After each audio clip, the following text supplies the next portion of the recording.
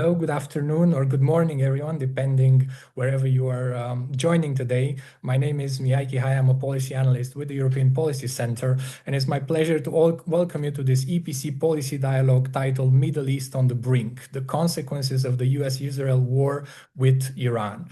We are now in a second week of a war that started with US and Israeli strikes against key military infrastructure and key military leadership and political of Iran. We have seen so far many developments that probably I won't be able to mention in this introduction, but I think it's important to just point out, of course, the Iranian reactions, the drones and missiles targeting especially the Gulf states, mainly, of course, the US infrastructure, but also energy and civilian infrastructure of the Gulf states. Also, of course, very relevant is the closure of the Strait of Hormuz and the impact, of course, on shipping, on oil prices, on gas production, and shipping lanes at the same time. Also, we have another front of the war in Lebanon, and many open questions that we'll address into this discussion, such as how are the Gulf states reacting, what will happen next in Iran, what is the US strategy, what is the Israeli strategy, how could a ceasefire look like, for instance, and then what is the impact on Europe and more globally, and what reconfiguration for the future of Middle East, for the security of Middle East are there. Thankfully, I don't have to answer these questions. We have a brilliant panel today with us to address these, and I'm going to introduce them one by one. Firstly, we have Kremidas-Courtney, who's a senior visiting fellow at the EPC. We have Christian Koch, who is director for the research at the GRC, Gulf Research Center. We have Lina, Khatib, who's an associate fellow at the Chatham House and visiting scholar with the Middle East Initiative at the Harvard Kennedy School. And last but not least, we have Paul Taylor, senior visiting fellow with the UPC. A warm welcome to you all. We are supposed to have a fifth speaker, Dushabeh Amiri, but she has some difficulties in joining at this point, and we hope to welcome her along the way. Just a couple of thoughts on the run of show. We'll have a conversation with our speakers. I'll pose one or two follow-up questions, and then we'll open the Q&A with the audience. If you have a question, of course, you have at the bottom of your screen the Q&A box. Please put your question there. I encourage you to put your questions early on. We only have 1 hour, and I imagine a lot of questions. Please feel free to also put the question short and to the point. I'll read it out loud, and then we will see who's best placed to address it. Without further ado, I think I'll give it a start with you, Chris. Given your expertise both at policy, at strategy, at military level, maybe you could give us an outline of the US perspective and objectives as we have entered the second week of the war, and perhaps you could also say a couple of things, a couple of observations on the developments from a military perspective. Please, the floor is yours, Chris, and thank you very much for joining us. Thank you, Mihai. It's great to be with you. I think what we're looking at, I can't really I can't give the U.S. perspective because I'm not in Washington, but I can give you a perspective with an American accent. How about that? So I think what we're looking at is a war in search of a strategy. The Trump administration has been all over the map. They haven't really had a solid rationale, end game, or plan for the aftermath of this conflict. And when I speak to people in the United States, what I hear is, we're at war and we still don't know why. So I think this is where we begin. A few things here. I think this constant shifting of goals for the United States in a couple of ways. The lack of a clear strategy and constant messaging means that the signaling function of military force is lost. So for all sides, and even innocent bystanders wondering, where to hedge and what position to take up, it's very difficult. I think also you were seeing prior to the kinetic phase of this starting, you were seeing leaks from the Pentagon saying, hey, we think this is a bad idea, let's not do this. Of course, those leaks did not stop the train. You also saw more recently the report that United States intelligence assessment indicated that a large-scale war would unlikely oust the Iranian regime. So, you even have the intelligence community leaking, trying to say, hey, this not our I advised otherwise, which tells you that there's a disconnect between the strategic decision level and all the planners and people who would be informing that level. So I think there's no surprise. I think we've all been witnessing that as well. And I think it's also not to steal the thunder from anyone who's coming later, but I think President Trump saying that he wants unconditional surrender is really reducing any space he would have to achieve any of the goals he has set out, whatever they are today. From a military standpoint, let's shift over there. Obviously, the United States and Israel continuing, their second week of aerial attacks on Iranian missile launchers, communications, leadership targets. Obviously, a nice way of saying assassinations of key officials in the entire chain of succession to effect regime change. We've also seen a large number of attacks on the IRGC and other organs that are used to sort of repress of state repression of dissenters and protesters. I think we've seen those continue. Also, we've had different attacks on other critical infrastructure within Iran, and we've seen it continue today. So a few things you're seeing. Number one, Iran started the war with about 2,500 ballistic missiles. They're probably down to around 1,000 right now. We're not seeing a lot of launches, especially the last 2 days, because Israel and the United States have really gone after the launchers. So you go after the launchers and the control systems, then the missiles are useless in that case. What Iran does have in large numbers are thousands of drones. The Shahed drones and other drones of that family have been having great effect. They had, their ability to produce them. The stock they have of them is in the thousands. So you're seeing more drones, less missiles for all the reasons I've just listed here.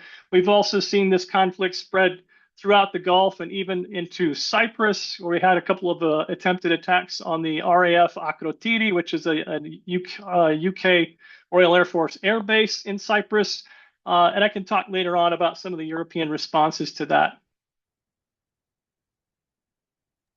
Thank you, Chris, for setting the scene. I particularly liked your flavor with an American accent, outlining that, of course, we are the U.S. is in a war in search of a strategy. And I also take maybe one point from what you mentioned, which is the high stock of drones that the Iranian possess, that I'm sure we'll come back to that in a minute. If I may stick with you for just a moment and ask you about another important aspect, which is, of course, the closure of the Strait of Hormuz. And here, what are the consequences here? Of course, we've seen in the media many consequences, of course, in terms of shipping, of increasing oil prices. But what are your takes on the consequences of the closure? Well, first, let me start from the military, then I'll work out to the energy, and I'll keep it brief because I know others have views on this as well. I think from a military standpoint, even if the entire Iranian Navy and IRGC maritime force is sunk, which it appears many of them are, it doesn't matter that Iran still has the ability to close the straits. So, when we think about what closing the straits means, what you're mainly talking about is the ability to use mines and drones and surface-to-surface missiles to create conditions whereby the maritime insurance industry tells vessels, hi, if you go in there, you're not insured. Good luck. And then you can watch and see the result of that is the drastic reduction in traffic passing through the Strait of Hormuz. I mean, handful of ships a day, maybe. So I think we're seeing how that's done. So this also, to me, talks a bit to the cost asymmetry of warfare today. So, for the cost of a few $1,000s, the Iranians can shut down this major artery, and to reopen it would require deployment of maritime forces costing tens of millions to counter it. So is a bit of a that cost asymmetry you see with drones and in the maritime as well. So that's where we are. We've seen that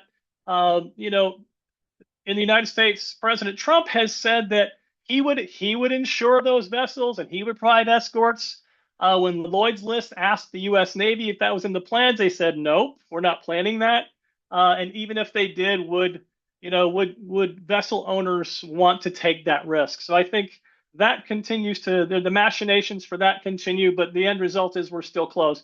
We've seen the price of Brent crude climb up over $100 a barrel today. There's also impacts on the fertilizer market just before the planting season. So at the port of New Orleans in the United States, the price of, I forget the exact fertilizer, but it was something that was 475 a ton. Normally it just went up to 550, and that's just within days. So I think you're seeing impacts on petroleum, on fertilizer. Obviously, imports of food into the region are impacted. And we can talk later about desalination plants and some of those impacts. Thanks, Chris. Yes, desalination plants, that's an important aspect. We'll come back to that in a second. I just wanted to bring Christian in now, since we're talking about, of course, the Strait of Hormuz and the Gulf countries. And I want to ask you, what has been the impact of Iranian attacks on the Gulf states? What developments and reactions have you seen in this space, Christian? Please, the floor is yours, and thank you for joining us. Yeah, thanks a lot, Mihai. Great to be here. And thanks, of course, also to European Policy Center for hosting this debate. I mean, of course, it's been a tremendous reaction now in the Gulf. I think this is exactly what the Gulf has sort of feared, being dragged into a conflict that's not of their making or not of their choosing, and finding themselves in the middle of it. I mean, the reactions by the Iranians with missile strikes and drone attacks. Now, that is not necessarily a surprise. There have been plenty of announcements that the Iranians would react this way. Maybe the intensity has caught Gulf states a little bit, especially the UAE, because it's been, a barrage of attacks on the United Arab Emirates. But nevertheless, they were aware this could happen. And this also points quite a negative scenario in the future. I mean, even if ballistic missile capabilities are curtailed, then what about the drones? Those are the most impactful also on the Gulf states. So that doesn't bode very well. The Gulf states tried diplomacy until the very end. It was still Oman and Qatar trying to prevent this scenario from happening. But I mean, clearly also outlines some of the limitations.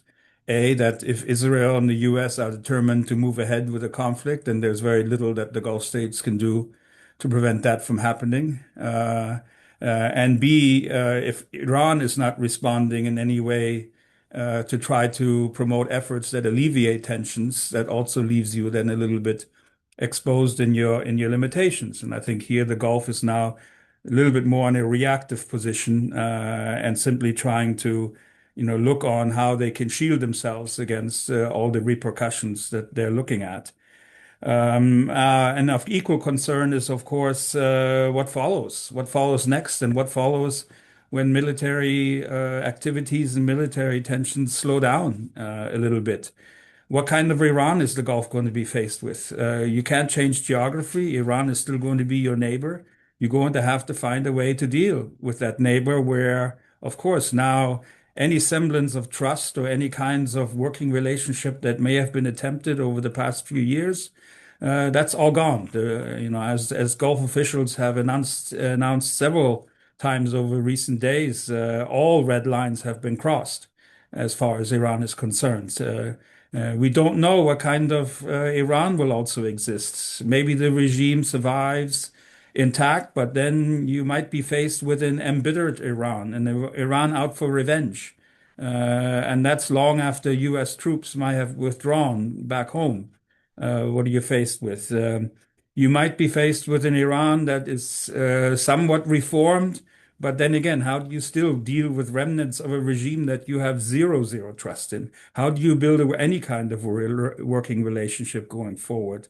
Or you could face, of course, complete chaos. And this is one of the big nightmare scenarios for the Gulf is, chaos inside Iran that then has repercussions, all kinds of dimensions, whether it's in the Shia community in Bahrain, whether it's in further extremism, whether it's in drug flows coming out of Central Asia and Afghanistan through the region. So, all of this is not very good news. There's no trust in the US eventually. Again, nightmare scenario is President Trump in a few days, in a few weeks, gets up on the podium and just like Mr. Bush on that aircraft carrier after the Iraq campaign, declares mission accomplished. And here you have the region left to pick up the pieces. So how do you confront that? And again, very little power over exactly influencing the U.S. direction on things. And then even the third side of bad scenario is Israeli hegemony. I mean, the region doesn't want one hegemon to be replaced by another. We don't know exactly what Israel's intention are long term. Does the Gulf want to feel comfortable in a situation of chronic vulnerability to whatever the Israelis decide in the future to undertake? So I think this all complicates matters. And of course, then there are the regional percussions, Syria, Lebanon, what happens in Gaza and the West Bank. All these are issues that are completely left up in the air and that confronts the region. So just to conclude quickly, I mean, these are a lot of set of negatives for the Gulf states.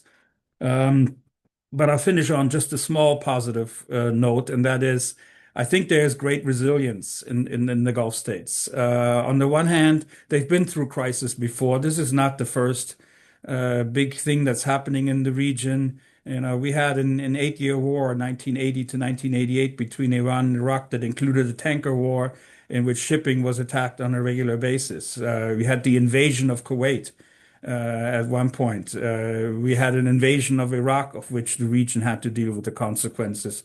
So it's not necessarily the first crisis that the region is confronted with.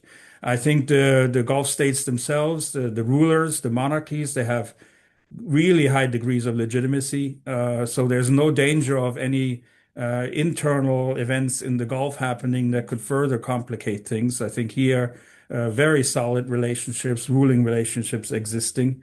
Of course, the Gulf states have economic coffers. They have a great amount of financial abilities to draw back on, sovereign wealth funds. They have a very functioning infrastructure that exists. And finally, they've had what has shown to be quite capable defense investments. I mean, to a large degree, many of the missiles and drone attacks have been dealt with. A few have come through, but you can say that overall damage has been limited to that degree. Now, the big question is, what if something happens on a larger scale? What if there is a missile that gets through and produces great civilian casualties? What is if there is an attack on the infrastructure that really has a devastating effect?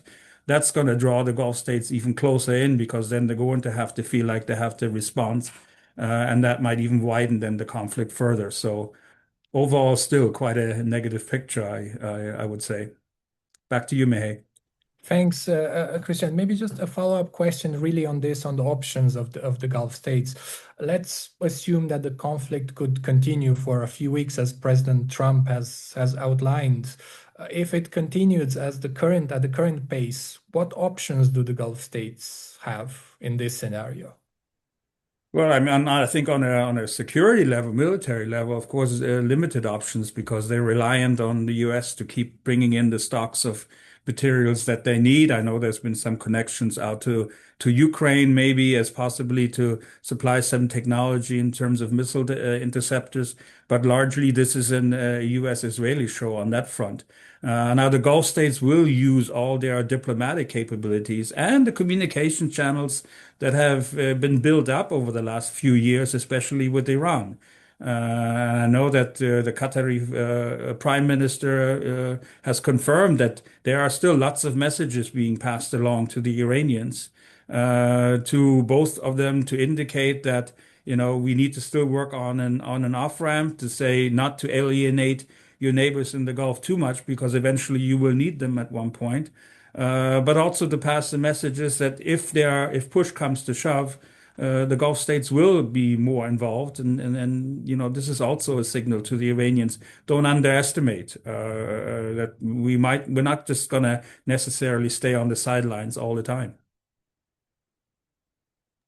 Right. Thanks, Christian. You also brought up some really relevant questions earlier in your intervention about the broader, of course, regional aspect, including what happens in Gaza. And if I may, I would also like to bring what happens in Lebanon now. And I'm looking at you, Lina. We've seen quite a few developments on that front in the past days. What do you make of it and the Israeli, of course, reaction? Well, first of all, what is happening in Lebanon is because Hezbollah simply obeys orders from Tehran.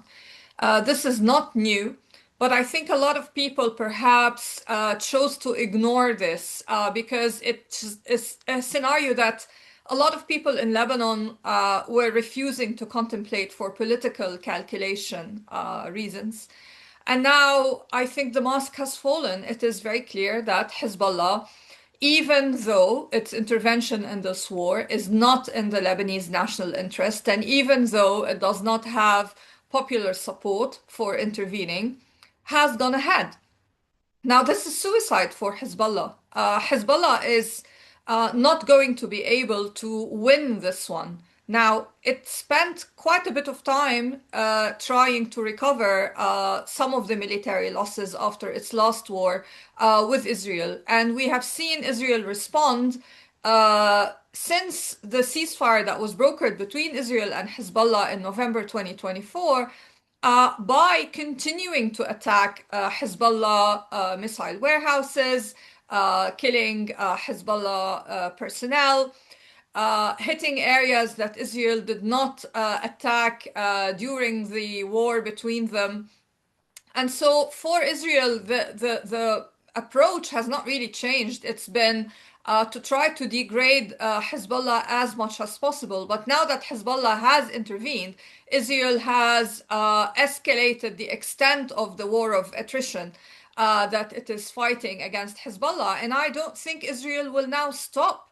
Not until the overall conflict comes to an end. Of course, in Lebanon, there is wide devastation as a result of this and wide fear. But at the same time, we are beginning to hear different statements from Lebanon's leaders. The president, for example, for a while now has been edging closer and closer to saying that Lebanon should negotiate directly with Israel. This would have been taboo not too long ago in Lebanon. We are also seeing fundamental changes when it comes to the legal status of Hezbollah, in that the Lebanese government has said that now Hezbollah's military activities are banned. So this makes all of Hezbollah's current attacks on Israel illegal.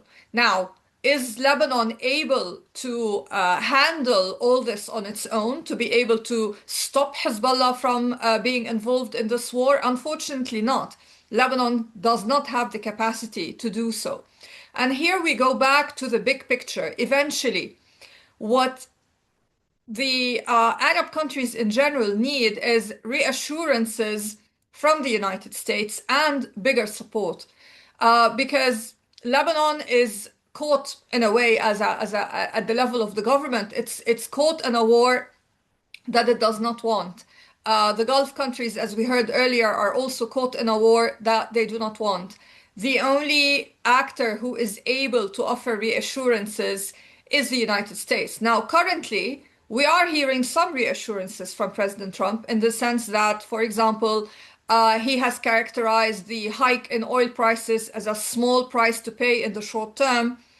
And so I think overall concern remains the same. What will be left behind when the fighting stops? And this is where the US needs to really reassure its allies in the region that there is a game plan that will end in a fundamental change in the dynamics of power in the region that will be in the interest of the United States allies in the Arab world. So far, I would say the Arab governments mostly are on board when it comes to trusting the United States, but the costs are mounting for them.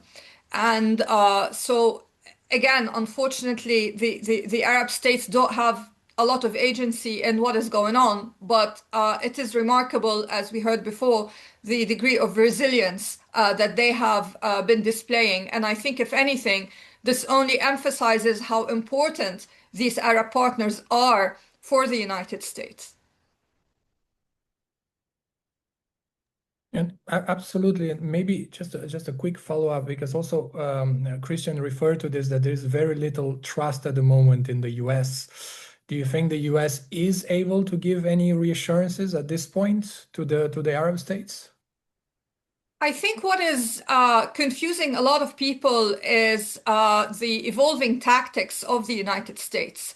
This is not very clear. Personally, I am not too surprised, because the approach taken, from what I can see, is to take the Iranian regime by surprise, so that the Iranian regime cannot really predict what the US will do next. Perhaps the US had fought previous wars differently through sharing more information about its strategy and tactics with its allies. This time, we are not seeing that in the same way. Also, the approach regarding the American people seems to be a bit different in the sense that there wasn't really much preparation done by the US administration regarding bringing the American public on board. I think the approach, from what I can see, is one in which President Trump wants to go ahead and then bring people on board with him further down the line. So he's saying, trust me, I know what I'm doing. It may seem a bit vague to you, but there is a plan and we're going to pursue it till the end, and you just need to be patient. So it is a bit of a gamble, this different approach regarding engaging with allies and engaging with the American public. Time will tell whether it will be successful. But this is causing I guess great confusion out there. Thank you, Lina. Let me look a little bit towards Europe, and I would like to bring you in, Paul, here. What reactions have you seen so far from Europe, and how do you assess really the impact on European interests, the impacts of the war on European interests? I think you're still on mute, Paul. Thank Yes. you. Apologies for my howler. Great to be on this panel. Thank you. I think that for Europe, as for the Gulf states, this was a war they didn't want, that they weren't consulted about, and over which they have desperately little influence. And for the European Union and for Europeans in general, as for the Gulf states, in my view, this is a lose-lose war. Because it's causing both short-term costs and potentially severe long-term costs. And I don't see much upside whether the United States were ultimately to be successful, which I don't really believe it will be, in changing the regime in Iran. I don't see that brings much upside, and I don't think that Europeans see much upside in a kind of Pax Israeliana in the Middle East any more than the Gulf states do. And I think the word Pax would be silent, since it seems to involve regular acts of war. The Europeans, some member states of the European Union and some other European countries have cooperated to varying degrees with the United States, depending on their perceptions of how their interests lie in being in military alliance with the United States. So bases have been used in Germany, Italy, Greece, France, for parts of this operation, at least for things like refueling tankers and so on. European governments, with the explicit exception of Spain, have avoided direct criticism of the war, despite the fact that public opinion in most European countries is strongly anti-war and strongly critical of their own leaders for not being more critical of the United States and Israel in this. When you look at the damage to key European interests, obviously energy security is number one. Energy prices are going up both at the pump and at the gas tap, and will go up further. And that is obviously bad news for the European economy, for European households, for the cost of living, for affordability, and therefore for all politicians in government who to a large extent end up being held responsible for the cost of living by their voters. There's damage to security in general. We've had here and there a bomb attack, one on a synagogue in Belgium, one on the US Embassy in Oslo. This may be the start of more to come. We don't know, but clearly there's an increased security and terrorism worry for all European governments. There are concerns about the migration impact of this. If there are large refugee flows, we're obviously already seeing some internally displaced people within Lebanon and within Iran. This is not yet turning into pressure directly at Europe's frontiers, but there's concern in interior ministries across Europe that this could become the case, and that there will be mass refugee flows from both Lebanon and Iran. So the other thing I would say is it's heightened the risk of long-term instability in the Middle East. Obviously, people look at the history of Western interventions, whether it was in Iraq, Afghanistan, or Libya. They have all led to long-term instability and damaging consequences, and have not had any real upside for Europeans. And therefore, there's a deep concern, I think, that is once again playing out. And then there's also collateral damage for Europe to Europe's number one concern, which is, of course, the reason why most European countries have not been more critical or tried to restrain the United States or Israel, which is US support for Ukraine, or what's left of US support for Ukraine. Obviously, in many ways, this conflict has been damaging for Ukraine. It's been led to a diversion of US interceptors and equipment in general. It's led to a sort of distraction of global attention from Ukraine's cause, from its plight. It's also led to some extent to a moral equivalence between Russia's reasons for intervening in Ukraine and America and Israel's stated reasons for intervening in Iran. And in both cases, there seems to be an absence of any real justification under international law. And so that's my final point, the damage to European principles, as it were. The EU is a rule of law-based community. It is based on negotiation, on respect for international law. One of the signal achievements, some people might say one of the few achievements of European diplomacy, was the Iran nuclear deal, which Europeans had a big hand in negotiating. And this is now lies completely in ashes. And the Europeans had negotiated a deal which the United States bought into, and which was working, and which Iran was sticking to until President Trump, under his first presidency, pulled out of it.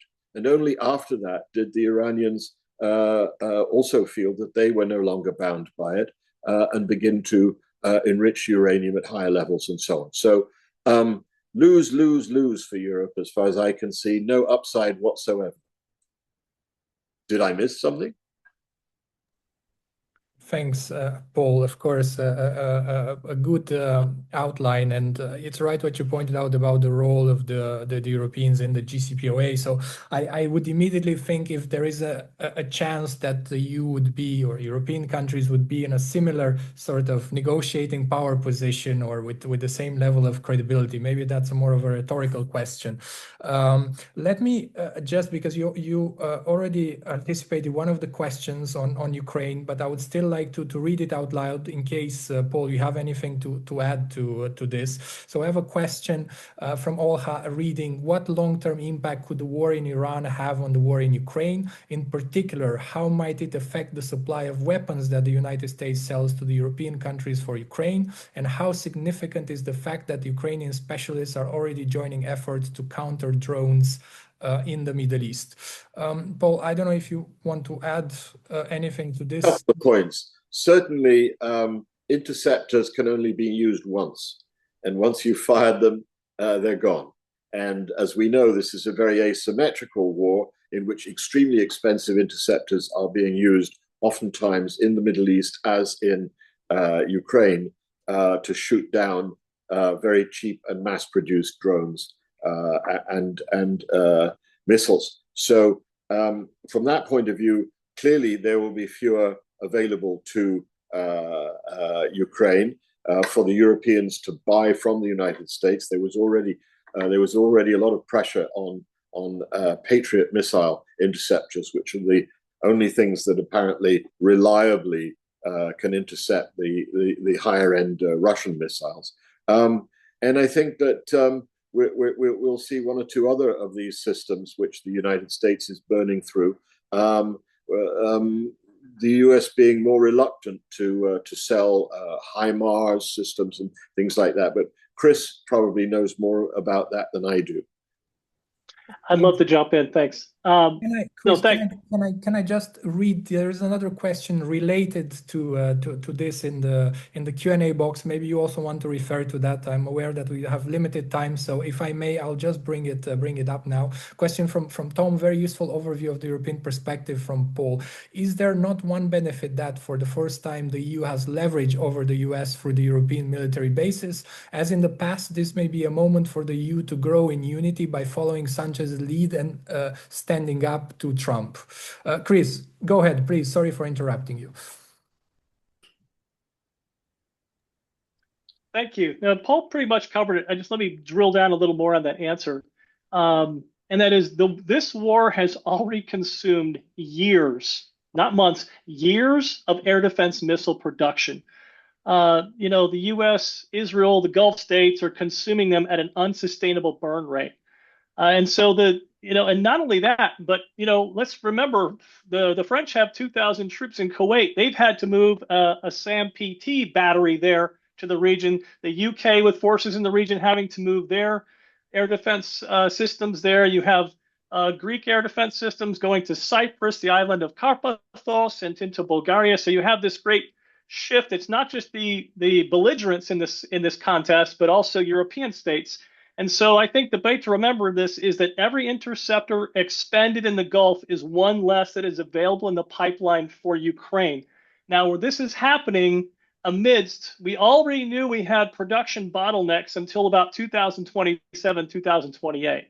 So when you look at the burn rate, you look at the consumption rate and the production bottlenecks we face, this war is a boon for Russia, not only in higher oil prices and relaxed sanctions on Russian oil, as we saw with what the U.S. said to India recently, but also the depletion of the ammunition that's available to support Ukraine.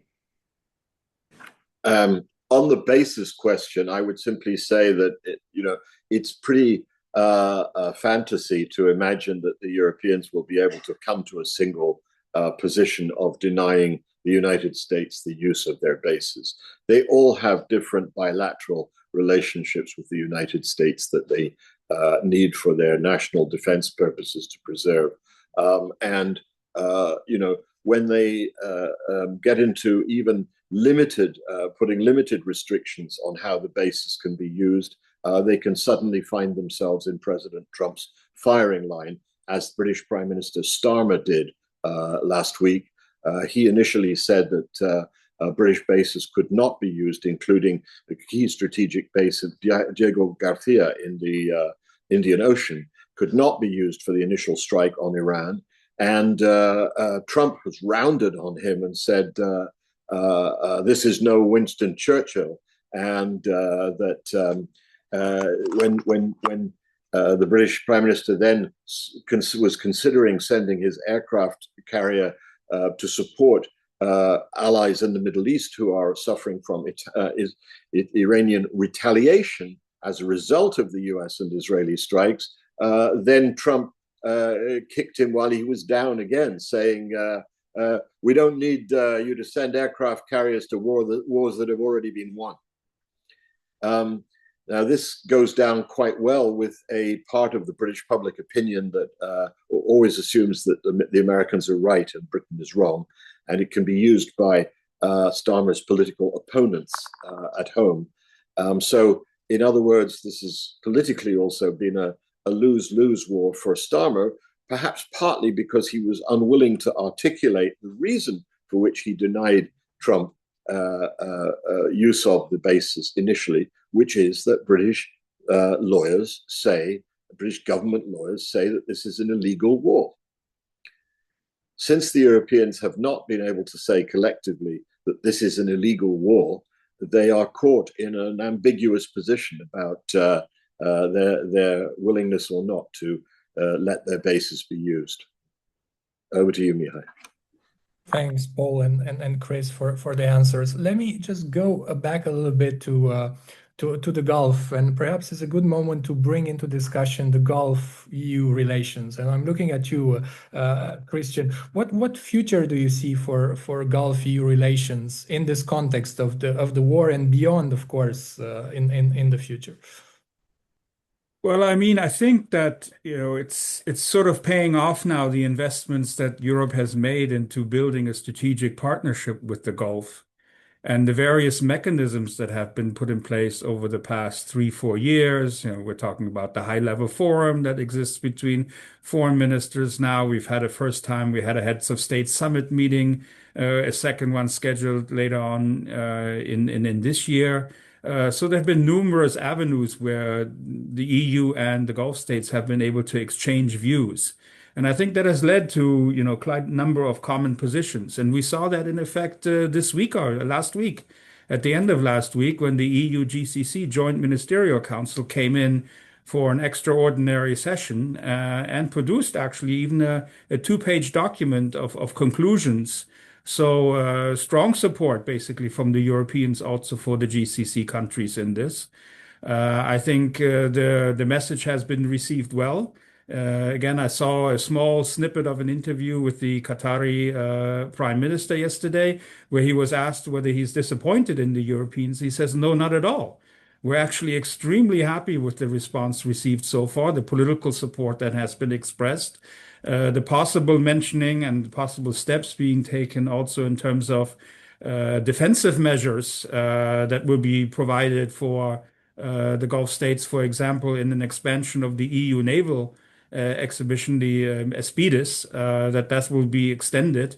So 2 additional ships haven't been joined, and even before this crisis, Aspides was actually seen in the Gulf as quite a positive mission in the fact that it was a defensive mission to support shipping, not similar to what the Americans are, quite an offensive mission, for example, when they started bombing Yemeni targets, which then escalates the crisis on Saudi Arabia's southern border with Yemen. And they don't want to see Yemen now also come back and the Houthis enter this conflict and opening a second front on the GCC southern front. So something like Aspides is certainly seen as a good step. And I think this adds overall some credibility to the European position. And therefore, I'm quite positive that. And ultimately, I mean, you have to understand, when this conflict comes to an end, who's going to be left there to pick up the political pieces? I don't think it's going to be the United States. I think it's going to be the Arab Gulf states and the Europeans, forging kinds of diplomatic pathways, diplomatic resolution mechanisms. It will be up to those 2 sides to come up with what could then be a path forward to alleviate all the negatives that have been mentioned before. Thanks, Christian. Very good points, especially on the future and what the future will bring. Who will be left to pick up the pieces? So something definitely to explore further. Let me go back to the Q&A box, as we have a couple of questions coming in. Maybe I will just read a couple of them, and then we'll see who's best placed to answer them. So let me start with the one from Pilar. Does the people of Iran deserve a bombing in addition to having to suffer the dictatorial regime? Why is there no talk about the civilian population and the chaos that could be unleashed in a country like Iran after this campaign? That's one question. Let me bring another one. What consequences could be expected for in East Africa, where different Middle Eastern powers have been influencing the regional dynamics? Is there anyone who want to pick up on these questions right now? Otherwise, I have a question of my own I want to add to this. I'm happy to come in quickly on East Africa. I mean, again, this at the moment the attention is elsewhere. So the situations and the dynamics in East Africa will be left to play out for themselves. Yes, we do have had also this issue of tensions between Saudi Arabia and the UAE. Also, this might reverberate when it comes to Eritrea and Ethiopia, situation in Somalia. I think for now that, again, attention is elsewhere. So I'm not so sure that those dynamics will continue to be marked so much by other governments interfering in affairs. But I also hear that already Ethiopia is trying to push now again for an access to the sea and pushing pressure on the Eritreans. So local actors might be using the situation to advance their own interests in the meantime. I can maybe have a go at the people of Iran question. I mean, the people of Iran have not figured that largely in this war. But at the beginning, President Trump did urge them to rise up and take this once in a generation opportunity to change their government. Now, the question is whether that opportunity will exist at some point or not. It clearly doesn't while the bombing's still going on, and the regime still seems to be fairly firmly in the saddle, despite having suffered severe leadership casualties and damage at in the forces of repression. Could there come a moment where the security forces were sufficiently disarmed that it might become safe for Iranians to go out and demonstrate again, knowing that thousands, possibly tens of thousands of them were mown down by their own security forces in January when they were protesting about the cost of living? I think it's very difficult to forecast in this fog of war. But the thing is that the opposition is, for now, it's disunited, it's disarmed. I think that for some Iranians, clearly there were small celebrations at the news that Ayatollah Khamenei, the supreme leader, had been killed. So clearly there are some people, many people maybe in the country, who would be happy to see the back of this regime, but that does not equate to actually having the capability or the organization to do so. The other things that we've heard of, the possibility that Trump might try and play the Kurdish card and encourage armed Kurdish forces to enter Iran from Iraq and so on. I think these are fantasies. The Kurds want autonomy for their own region. They have neither the capability nor the wish to march to Tehran. It's possible that in bringing the Kurds into play, and they've had support over the years from Israel, could contribute to chaos and to some sort of general destabilization of Iran. And that might be in Israel's interest. I struggle to see how it could be in the United States' interest, and certainly not in the interests of their Gulf neighbors or of the European Union. Thanks, Paul. We have a couple of minutes left, but I wanted to bring you back in, Lina. There is also, of course, another question in the audience. What are the consequences from the audience? What are the consequences for North Africa? But let me also pose a question of my own, because I also know that you need to leave at 3 in the UK sharp.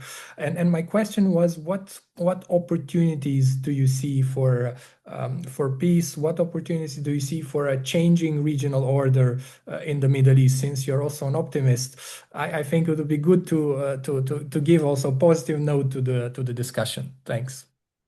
Yes, I have been saying this in different ways, but I think it's a point worth emphasizing that what we are witnessing is a change in the regional order in the Middle East. And this region, for almost half a century, was dominated by Iran one way or another.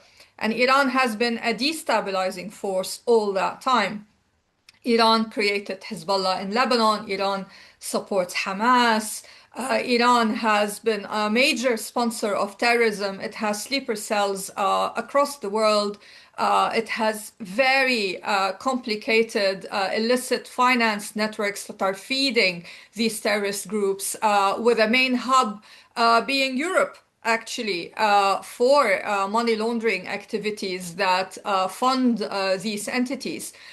And yet, the West in general, whether Europe or the United States, had for decades looked at Iran in a very compartmentalized way, thinking that this is an issue that is containable and that is limited mainly to the Middle East. And foreign policy was formulated on that basis. And even Israel itself, despite some bitter fighting between Israel and Hezbollah, for example, had also looked at this threat as being largely containable.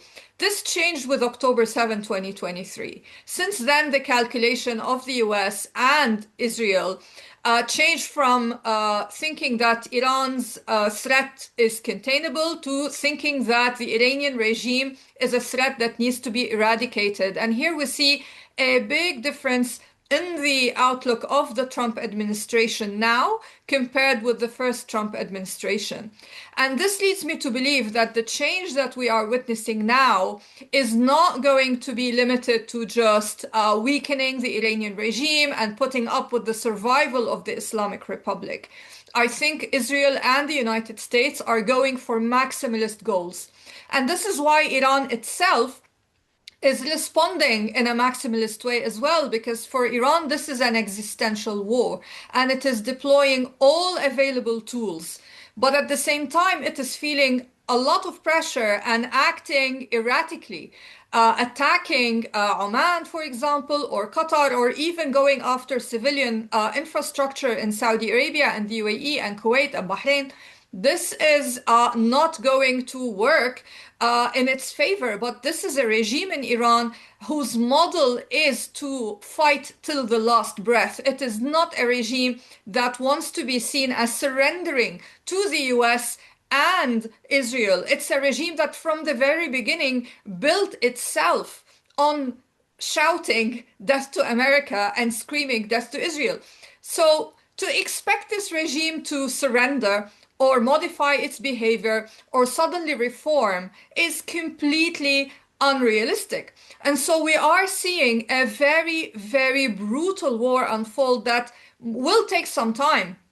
However, the calculation, as I see it, by the United States and Israel is that the different kinds of pressure that are being exerted all at once intend to force some pragmatists from within the Iranian establishment to eventually take over the reins in the country.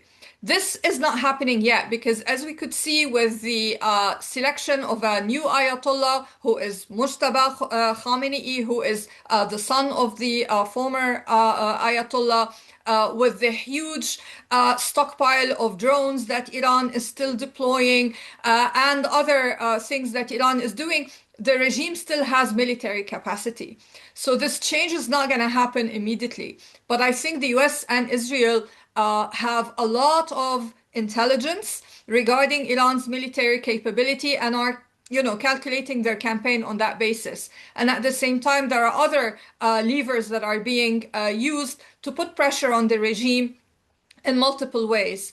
And we have to remember that ultimately there is an election happening in Israel later this year by October. Prime Minister Benjamin Netanyahu needs to show decisive results if he has a chance of winning in that election. So we are also not talking about an open-ended war. Now, Iran itself had also miscalculated. It's not just Europe and the US that had, in a way, I would argue, miscalculated what the Iranian threat is over the years. Iran itself has miscalculated because it thought that President Trump doesn't have the appetite to attack it, doesn't have the appetite for an intense war. And I think all of these things are now changing fundamentally. So in a nutshell, if you have a regional order that has been around for 50 years, that has at its heart a regime as complicated and entrenched as the one in Tehran, it would be unrealistic to imagine that this regional order is going to change in a matter of days or even weeks. So we have to really think that this war is not going to be easy or linear or cheap. But the overall picture, when this regime basically ends one way or another, and my feeling is the end will be an implosion rather than regime change in the classical way, then the region can look forward to a period of stability, more economic integration, a security architecture that is very different, and basically great alignment with the West geopolitically. So that's why I'm optimistic, but the cost, I must admit, will be quite high. Thank you, Lina, for this insights into, of course, the calculations both in Iran, but also in the US and Israel. I see, Paul, you want to come in, but just 1 second, because I know Lina needs to leave at sharp. So I want to thank her very much for her insights and for her participation. We'll probably go a little bit over time for a few minutes. So Lina, please feel free to move to the other call. And thanks a lot once again. Paul, you wanted to come in? Go ahead. To ask Lina, it's too late. She's gone. I mean, I think that she accurately reflected certainly the thinking in Israel. I'm not sure, whether that's also the dominant thinking in the United States, and we'll see soon. But I really question how this can possibly lead to an outcome of greater stability. I mean, essentially, you keep going until there's chaos in Iran and so on, and then at the end, we're supposed to the outcome is supposed to be that there'll be greater stability. And in fact, I don't see how that brings greater stability. It also, I don't see how it helps advance, for example, the resolution of the Israeli-Palestinian conflict. I don't see how it brings greater stability to Syria. It leaves us with the Middle East, certainly with a much, much, much weaker Iran for a very long time to come. But then, we have a powerful Turkey, which then becomes, another possible hegemon. Are we going to have to go through all of that once again to mow the lawn over another hegemon in a different part of the region? I don't see it. So that would be my question on that. I think the one thing with the Europeans that I would say is we could, it's in our interest that this war ends as soon as possible. I would say that would be the European consensus today. And therefore, the question is, are there ways in which we can use diplomacy, ways that we can use our diplomacy indirectly through our relationships with the Gulf states, with Turkey, and so on. There was a summit of that kind today online with the Commission and European Council presidents. Can we use our influence, if we still have any, in Washington to try and convince the Trump administration? You've made your point. You've wiped out what you thought was the Iranian military threat for a long period to come. Now, please stop before you destroy everybody else's interests with it. I don't know. I suspect that Washington at this point is not in receive mode. Thanks, Paul. We're nearing to the end. I see you want to come in, Christian, as well. But let me just, I'm looking also at the Q&A. There are still quite a few questions there, but we won't have time to touch upon them. So what I would do, I would just each give you the floor. And maybe, of course, if you want to come in on some of the earlier points. But I also have a question. I know it's still early to discuss about lessons learned from the war, but perhaps you could already sort of sketch one lesson that you already take out from the conflict so far. But Christian, please go ahead. You also had some other points, so I'll give you the floor first, and maybe then I'll go to you, Chris, and we'll end with Paul. Please, Christian. Yeah, okay, then just try to be very quick on this. I mean, I understand Lina's point on, we might be seeing ultimately the end of the regime in Iran, but that really doesn't solve.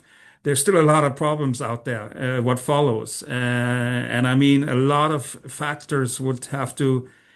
elements have to fall perfectly into place to get to the point where we have a regime that's very amendable to talking about a new regional security order, close ties to the West, economic integration, et cetera, et cetera. There's just too many uncertainties out there. And as I mentioned before, implosion of Iran would be one of the nightmare scenarios for the Gulf states because there's just so many repercussions associated with that. So we have to be very careful about that, even if this regime comes to an end, that what replaces it and what comes afterwards is not necessarily lead very quickly to a more peaceful, stable order. I know there was a question on China. I don't think on China really that we will see much of an expansion of the Chinese role. They don't want to get dragged into this conflict anymore. They've seen what happens when the US has had this occur to them. I think even on energy, I would not expect them to respond a lot at the moment because, again, they knew this was going to happen in a way. A lot of people got prepared, and even the Chinese have built up their reserves. Also, I think overall, the fundamentals of the oil market at the moment is there's plenty of supply. It was only a couple of, a month ago that we were looking at oil going down to $50 and maybe $40 a barrel because there is plentiful of supply in the market overall. So the Chinese are not, while they take a lot of the oil from the Gulf, and they will be concerned if the closure of the Strait of Hormuz extends to an, much longer period. There's no immediate concerns about in terms of energy supplies. And so I don't think the Chinese will jump. Again, the longer this takes, they might become a little bit more vocal, but I don't think you'll see concrete actions by the Chinese on that front. And in terms of sort of lesson learned, I mean, in the end, again, this all has to be solved at the diplomatic table. There's not going to be a solution otherwise. And I think that really does open the door for the Gulf states and Europe to work together. I think they've already had a good framework in place with the Global Alliance when it comes to Gaza, putting elements into place where you can work on what would be ultimately the path forward to a Palestinian state. The interests are the same, so I think the two sides can work together and hopefully do the best with the situation to provide some diplomatic off-ramp that then we can actually see a more stable regional order from being built on. Thanks, Christian. Also, thanks for touching upon the question on China. It's much appreciated. Chris, 60 seconds or 90 seconds, and then Paul, you'll have the last word, and then we need to end. Certainly. As a futurist, I look beyond the conflict, however it ends. I think there's a few things to bear in mind. First is that, there's a lot of binary talk about regime or not regime. I think there's somewhere between there. Maybe we end up with a regime light, some other arrangement. I think we need to be open to that if we're going to seek diplomatic solutions. But in particular, when I put on my futurist hat, I look at two main questions. The first is that, are the Gulf states going to seek to diversify their portfolio of security partners after this episode? And who will they be? Will they be the EU? Will they be China? And secondly, who rebuilds? Who pays to rebuild? So if Trump is knocking it down, who will pay to stand it up? Washington has already told us it won't be them, right? They consider nation building something they don't do. And so the question for Europe is, do we have the attention, the money, and the commitment to do that? Because I think if we don't, Beijing will be there. I think that's what Beijing is waiting for, is that they'll see an opportunity on the other side of this to become a security partner, to invest in the rebuilding of Iran and other parts of the region. And so I think this is a question for us in Europe. Are we ready to take that on? Thank you, Chris. Paul, last words, maybe just to restate, my question was about one sort of lesson learned from the war that you can already outline. Please go ahead. Well, it responds also to another of the questions that was in the chat. This is a big setback for anybody who believes in the rule of international law, and the European Union believes in the rule of international law and has founded its whole external policies on that.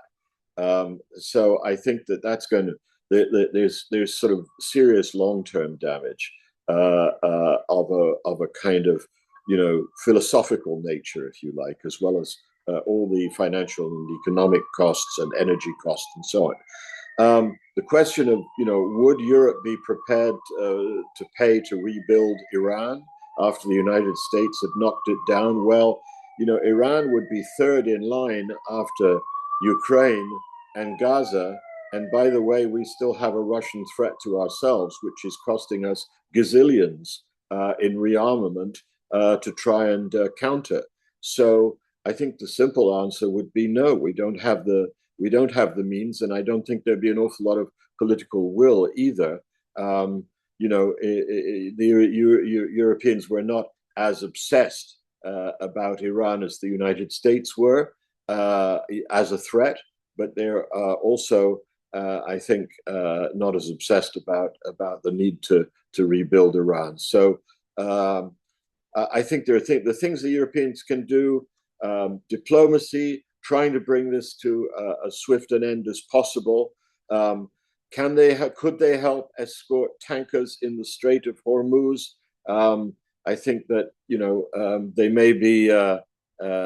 may not have the means of to fulfill their ambitions there, but there is history of Western warships accompanying tankers from the Gulf during the Iran-Iraq war in the 80s. But it takes a long time to set up, and this war may well be over and forgotten before such a thing could be set up. And finally, what it can do in the short term, I think, is to manage its oil and gas reserves so as to ease the pressure for European businesses and consumers. I'm rather slightly surprised that we haven't heard anybody really talk about the strategic petroleum reserves yet and so on. So I think that's something that must be coming soon, especially if the war lasts. But above all, the Europeans have got to beat a path to Washington, as they did hand in hand with President Zelensky, to say, all right, Mr. President, enough already. We have to finish. We went a bit over with almost 10 minutes, but I think it was important to continue a little bit on all the points. There are many open questions that for sure we'll address in other discussions, which leaves me to thank you very much, Paul, Christian, Chris, for taking part in the discussion. Also, many thanks to Lina, who already left. Also, many thanks to my colleagues, Clarice in our team and our events colleague who helped put this together. This event is part of the EPC's online MENA updates, which we'll continue to do in the next weeks and months. And I'm looking forward to continue the conversation. And thank you very much to our audience for joining and posing all the questions in the chat box. Thank you very much. Thanks, Mihai. Best wishes.